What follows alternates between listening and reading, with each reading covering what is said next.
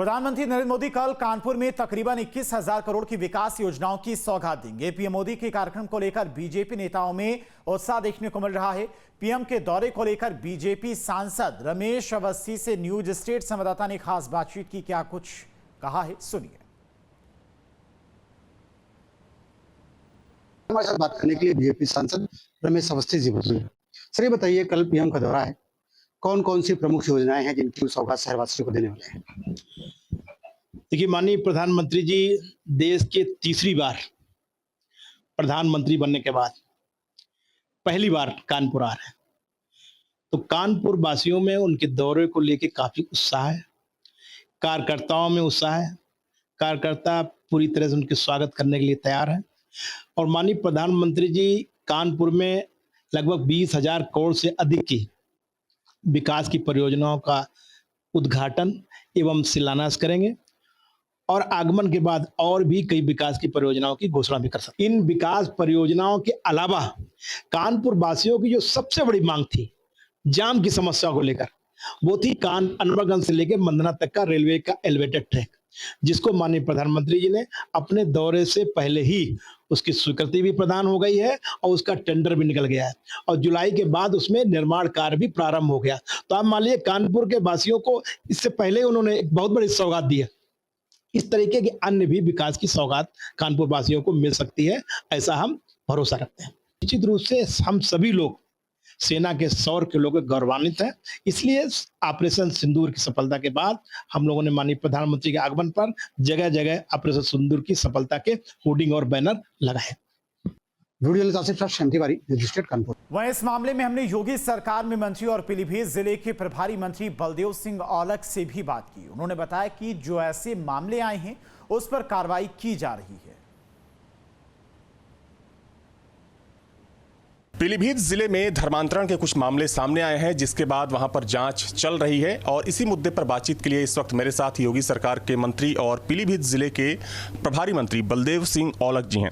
Sir, Pilibhit जिले में सिख समुदाय के कुछ लोगों के कन्वर्जन की बात सामने आ रही है कि जो ईसाई मिशनरियाँ हैं वो सिख समुदाय के लोगों को, खासतौर पर जो गरीब तबका है, उनको कन्वर्ट करा रही हैं। अब तो सख्ती के साथ जो भी वहाँ पे करा रहा है या कर रहा है, अभी तो कोई कहे नहीं, फिर भी जिसने ये हरकत करी थी उसके खिलाफ हमने कार्रवाई, उनको जेल भेजने का भी काम किया है। तो सर, आगे भी अगर ऐसे मामले आते हैं तो सरकार उसको क्या संज्ञान लेगी? बिल्कुल ऐसा है, ये संज्ञान में भी लिया है, हमारी गुरुद्वारों की कमेटियों ने भी संज्ञान में लिया है कि अगर कहीं ऐसा है तो उसको पूरी तरह हम लोग जो उसकी आवश्यकता होगी उसको पूरा करने का काम करेंगे। मगर अब कोई भी व्यक्ति लगातार वहाँ पे सरकार की तरफ से वहाँ पे स्कूल खोलने जा रहे हैं, जहाँ पे ये घटना ये बता रहे हैं, जो हॉस्पिटल भी बनाने जा रहे हैं और भी सारी उनको आवास देने का काम भी सरकार की तरफ से कर रहे हैं। डीएम पूरी तरह से लगे हुए हैं कि कोई भी किसी बहकावे में लालच दे के कोई काम ना करे, ऐसा नहीं होगा। उनको ज़बरदस्ती करेगा तो उसके खिलाफ कार्रवाई करेंगे और उसको जेल भिजवाएंगे और पहले जेल भिजवाया भी है। तो देखिए, मेरे साथ मंत्री बलदेव सिंह औलख मौजूद थे, जिनका साफ तौर पर कहना है कि अगर कोई कन्वर्जन कराता है वहां पर तो उसके खिलाफ सख्त कार्रवाई की जाएगी और पहले भी कार्रवाइयां की गई हैं। वीडियो जर्नलिस्ट सुफी खान के साथ अविनाश सिंह, न्यूज स्टेट, लखनऊ। और लखनऊ से बड़ी खबर, आईआरएस गौरव गर्ग पर हमला, डिपार्टमेंट के ही किसी अधिकारी पर आरोप लगाए। हजरतगंज के दफ्तर में हुआ हमला, गौरव गर्ग का सिविल अस्पताल में इलाज जारी है। आईपीएस रवीना त्यागी के पति हैं गौरव गर्ग, जिन पर हमला किया गया है। तो बड़ी खबर आपको बता रही हैं, लखनऊ से आईआरएस गौरव गर्ग पर हमला हुआ है और डिपार्टमेंट के ही किसी अधिकारी पर हमला करने का आरोप लगा है। हजरतगंज के दफ्तर में यह हमला हुआ है। गौरव गर्ग का सिविल अस्पताल में फिलहाल इलाज जारी है और आईपीएस रवीना त्यागी के पति हैं गौरव गर्ग, जिन पर हमला हुआ है।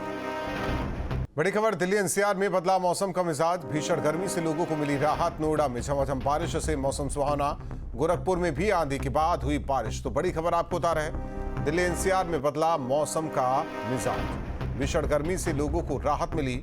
नोएडा में झमाझम बारिश से मौसम सुहाना हुआ, गोरखपुर में भी आंधी के बाद बारिश हुई है।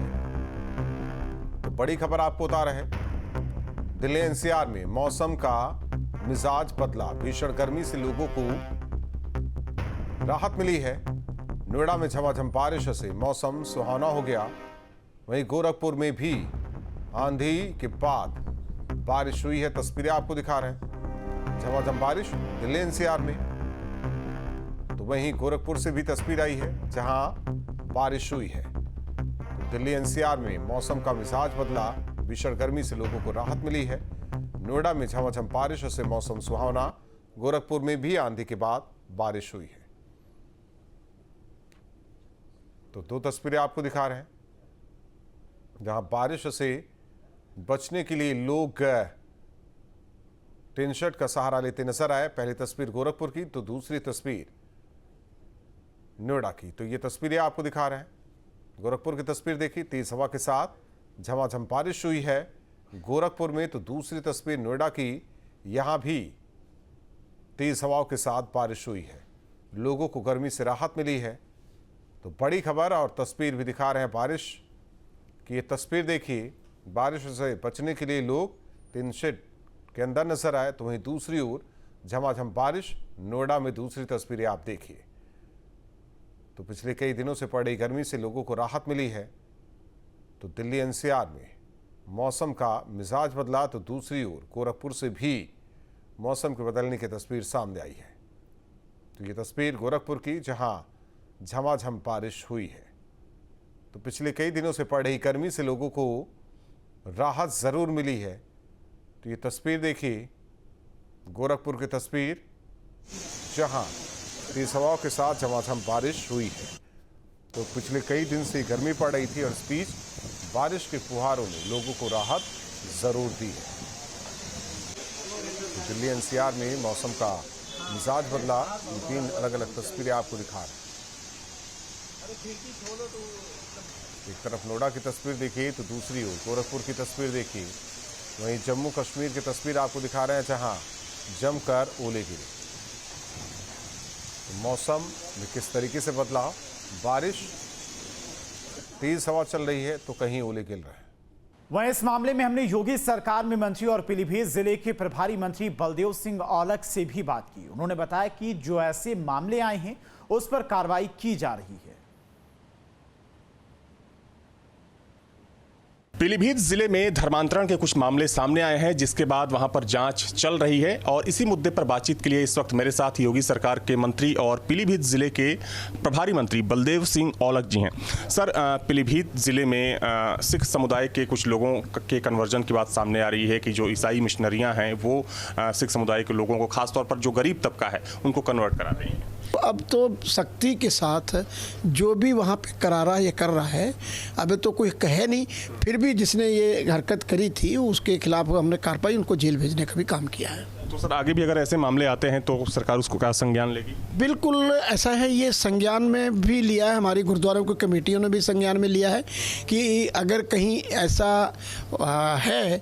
है तो उसको पूरी तरह हम लोग जो उसकी आवश्यकता होगी उसको पूरा करने का काम करेंगे। मगर अब कोई भी व्यक्ति लगातार वहाँ पे सरकार की तरफ से वहाँ पे स्कूल खोलने जा रहे हैं, जहाँ पे ये घटना ये बता रहे हैं, जो हॉस्पिटल भी बनाने जा रहे हैं और भी सारी उनको आवास देने का काम भी सरकार की तरफ से कर रहे हैं। डीएम पूरी तरह से लगे हुए हैं कि कोई भी किसी बहकावे में लालच दे के कोई काम ना करे, ऐसा नहीं होगा। उनको ज़बरदस्ती करेगा तो उसके खिलाफ कार्रवाई करेंगे और उसको जेल भिजवाएंगे और पहले जेल भिजवाया भी है। तो देखिए, मेरे साथ मंत्री बलदेव सिंह औलख मौजूद थे जिनका साफ तौर पर कहना है कि अगर कोई कन्वर्जन कराता है वहां पर तो उसके खिलाफ सख्त कार्रवाई की जाएगी और पहले भी कार्रवाइयां की गई हैं। वीडियो जर्नलिस्ट सुफी खान के साथ अविनाश सिंह, न्यूज स्टेट, लखनऊ। जहां भक्ति है हर शब्द में, कथाओं में छुपे हैं दिव्य रहस्य और ज्योतिष देता है जीवन को दिशा। धर्म से जुड़ी हर बातों को जानने के लिए हमारे चैनल स्तुति को सब्सक्राइब करें। चैनल पर जाने के लिए इस लिंक पर क्लिक करें।